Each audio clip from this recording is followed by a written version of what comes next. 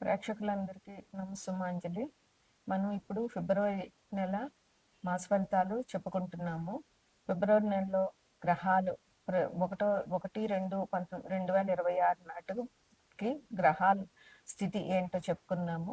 First మేషాన్ని లగ్నంగా ముందుగా 12 రాశుల్లో ముందుగా మేషరాశి. మేషంలో అశ్విని 4 పాదాలు, భరణి 4 పాదాలు, కృతిక 1 పాదం ఉంటాయి. ఈ రాశిలో గ్రహాల సంచారం ఎట్లా ఉందంటే, మేషాన్ని లగ్నంగా తీసుకుంటే తృతీయంలో గురువు వక్రించి ఉన్నారు. తర్వాత సింహంలో కేతువు ఉన్నారు. మకరంలో కుజుడు, రవి, శుక్రుడు, బుధుడు ఉన్నారు. కుంభంలో రాహు ఉన్నారు. మీనంలో శని ఉన్నారు. అయితే ఫిబ్రవరి 13వ తారీఖు రవి మకరం నుంచి కుంభానికి మారతారు. ఫిబ్రవరి 3వ తారీఖుకి బుధుడు మకరం నుంచి కుంభానికి మారతారు. ఫిబ్రవరి 6వ తారీఖు శుక్రుడు మకరం నుంచి కుంభానికి మారతారు. ఫిబ్రవరి 15వ తారీఖున మహాశివరాత్రి పర్వదినం. అయితే మేషరాశి వారికి ఈ మాసం ఎట్లా ఉంటుంది అని అంటే, స్థిరాస్తులు కొనుగోలు చేసే అవకాశం కనిపిస్తుంది.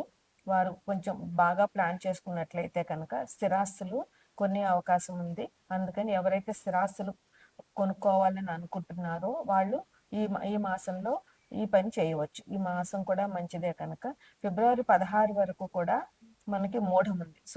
ఆ మూఢం అయిపోయినాక వీళ్ళు శుభకార్యాలు చేయవచ్చు. ఫిబ్రవరి 16వ తారీఖు వరకు ఎటువంటి శుభకార్యాలు చేయకూడదు.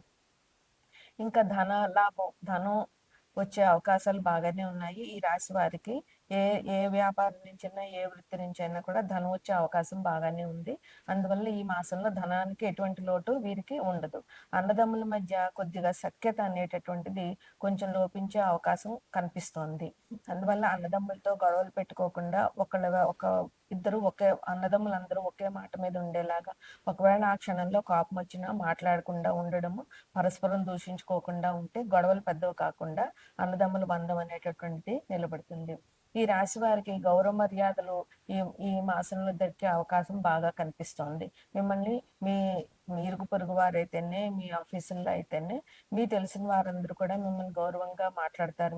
మీ గౌరవ మర్యాదలు ఈ మాసంలో బాగా పెరిగేలా కనబడుతుంది. కుటుంబ సభ్యుల మధ్య కూడా కొద్దిగా మనస్పర్ధలు వచ్చే అవకాశం ఉంది. అందువల్ల కుటుంబంలో ఎటువంటి గొడవలు లేకుండా, మనస్పర్ధలు లేకుండా ముందుగా ప్లాన్ చేసుకుని చిన్న చిన్న సమస్యలు ఉంటే సామరస్యంగా పరిష్కరించుకోవాల్సిన అవసరం ఎంతైనా ఉంది. ఇంకా ధనం వ్యయం బాగా జరిగే కనపడుతోంది ఈ మాసంలో. ధనాన్ని కొంచెం జాగ్రత్తగా ఖర్చు పెట్టుకుని ఏ ఖర్చు అవసరం కాదు అనేటటువంటిది ఆలోచించుకుని ధనాన్ని వ్యయం చేయాల్సిన అవసరం చాలా కనిపిస్తోంది. ఇంకా ప్రయాణాలు ఈ మాసంలో మీకు ప్రయాణాలు అంత అనుకూలంగా లేవు. అందువల్ల సాధ్యమైనంత వరకు ప్రయాణాలకు వెళ్లకుండా ఇంట్లోనే ఉండడం చాలా మంచిది. తప్పనిసరి ప్రయాణాలు చేయాల్సి వచ్చినప్పుడు దైవ దైవ పూజ చేసుకుని దైవ దర్శనం చేసుకుని ప్రయాణాలు చేయడం చాలా అవసరం. విద్యార్థులకి ఈ మాసంలో శ్రమకు తగ్గ ఫలితం ఉంటుంది. బాగా శ్రమ పడితేనే కానీ వాళ్ళు ఎగ్జామ్స్ రాయలేరు. ఈ ఫిబ్రవరి, మార్చి అంటే ఇంక ఎగ్జామ్సే ఉంటాయి కనుక విద్యార్థులు జాగ్రత్తగా చదివి పరీక్షలు రాయవలసింది. ఇక స్పెక్యులేషన్ వాళ్ళకి ఒక మాదిరిగా ఉన్నది. అన్ని వృత్తి వ్యాపారాల వాళ్ళకి కూడా సమానంగా ఉంటుంది. అంటే అలాగని లాభాలు ఉండవు, అలాగని నష్టాలు ఉండవు. పెట్టిన డబ్బుకి ఫలితం వస్తుంది. అందువల్ల అనవసరమైన ఖర్చులు చేసుకోకుండా, కొత్తగా ఏమీ ప్రారంభించకుండా ఉండడం ఈ మాసంలో వాళ్ళకి చాలా అవసరం. ఉద్యోగ ప్రయత్నాలు చేసే వాళ్ళకి ఉద్యోగ ప్రయత్నాలు ఫలిస్తాయి. ఉద్యోగంలో మీకు ఈ మాసంలో పెద్దగా అభివృద్ధి ఏమి ఉండదు, కానీ సమానంగా నడుస్తూ ఉంటుంది. ఎటువంటి ఇబ్బందులు లేకుండా ఉద్యోగం నడుస్తూ ఉంటుంది. ఈ నెల 15వ తారీఖున మహాశివరాత్రి సందర్భంగా ఈ రాశి వారందరూ కూడా పరమేశ్వరుని పూజించి అభిషేకాలు చేయడము, శివాలయాన్ని దర్శించి శివుని పూజించడము, ఆ రోజు శక్తి కలిగిన వాళ్ళు ఉపవాసం ఉండడము, జాగరం ఉండడము లాంటివి చేయడం వల్ల మీకు ఈ మాసం ఇంకా అభివృద్ధిగా ఉంటుంది. మేషరాశి వారికి 12వ ఇంట్లో శని ఉండడం వల్ల ఇబ్బందులు అనేటటువంటివి జరిగే అవకాశం ఉంటుంది. ఎందుకంటే శని మేషరాశి వారికి ఇది కూడా జరుగుతుంది, ఏలినాటి శని కూడా జరుగుతుంది కనుక. అలాగే కుజుడు, మేషరాశికి అధిపతి కుజుడు అయినా కుజుడు 4వ దృష్టి కూడా మేషరాశి మీద ఉంది. వీరికి ముఖ్యంగా శనికి సంబంధించినటువంటి పరిహారాలు చేసుకోవడం వల్ల ఇబ్బందులు అనేటువంటివి తగ్గుతాయి. అందువల్ల శివాభిషేకాలు చేయడము, శనికి సంబంధించిన హనుమాన్ చాలీసా పారాయణ చేయడము, హనుమాన్ టెంపుల్‌కి వెళ్ళడము అనేటటువంటివి ఈ రాశి వారికి మంచి పరిహారాలుగా చెప్పవచ్చు. ఇక శివరాత్రి రోజున తప్పకుండా శివాభిషేకం చేయడం వల్ల వీరికి శని నుంచి వచ్చేటటువంటి ఇబ్బందులు తగ్గుతాయి. తర్వాత వృషభ రాశి వారికి శని మూడో దృష్టి. శని మీనంలోంచి వృషభ రాశిని మూడో దృష్టితో చూస్తున్నారు. అందువల్ల ఈ దృష్టి నుంచి తప్పించుకోవాలి అనంటే శివాభిషేకం తప్పకుండా చేయాలి. వృషభ రాశికి అధిపతి శుక్రుడు కనుక అమ్మవారిని, అయ్యవారిని ప్రార్థించడం వల్ల, వారి పూజలు చేయడం వల్ల వీరికి చాలా మంచి జరుగుతుంది. ఇంకా మిథున రాశి. మిథున రాశిలోనే గురువున్నారు. ఆయన వక్రించి ఉన్నారు. అయినా కూడా మిథున రాశి వారికి అధిపతి బుధుడు కనుక విష్ణాలయాలు సందర్శించడము, విష్ణు సహస్రనామం పారాయణ చేయడము, అదే విధంగా దత్తాత్రేయుడిది కానీ, సాయిబాబాది కానీ, లేదా రాఘవేంద్ర స్వామి ఆరాధన చేయడం వల్ల వీరికి మంచి ఫలితాలు జరుగుతాయి. తదుపరి కర్కాటక రాశి. కర్కాటక రాశికి అధిపతి చంద్రుడు. చంద్రుడు అంటే అమ్మవారి పూజ చేయడం చాలా అవసరం వీరికి. ఇంకా ఇక్కడ ఎట్లా వచ్చిందంటే ఇప్పుడు కుజుడు, రవి, శుక్రుడు, బుధుడు అందరూ సప్తమ దృష్టితో కర్కాటక రాశిని చూస్తున్నారు.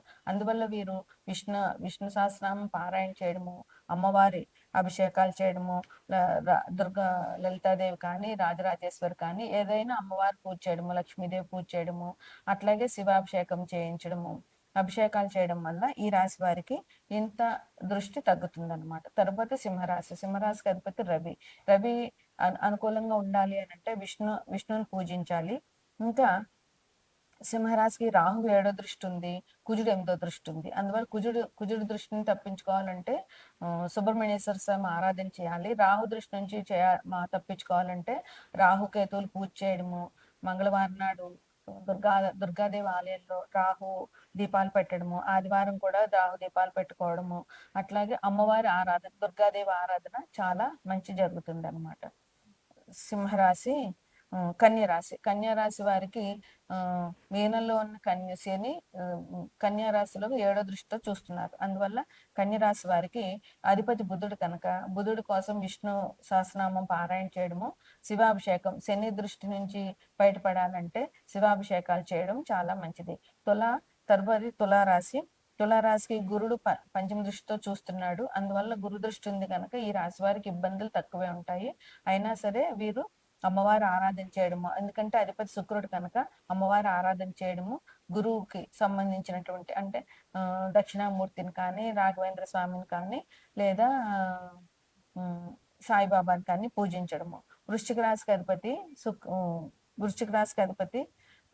కుజుడు. వృశ్చిక రాశి వాళ్ళు కుజుడికి సంబంధించినటువంటి సుబ్రహ్మణ్యేశ్వర స్వామి ఆరాధన చేయడం వల్ల చాలా మంచి జరుగుతుంది.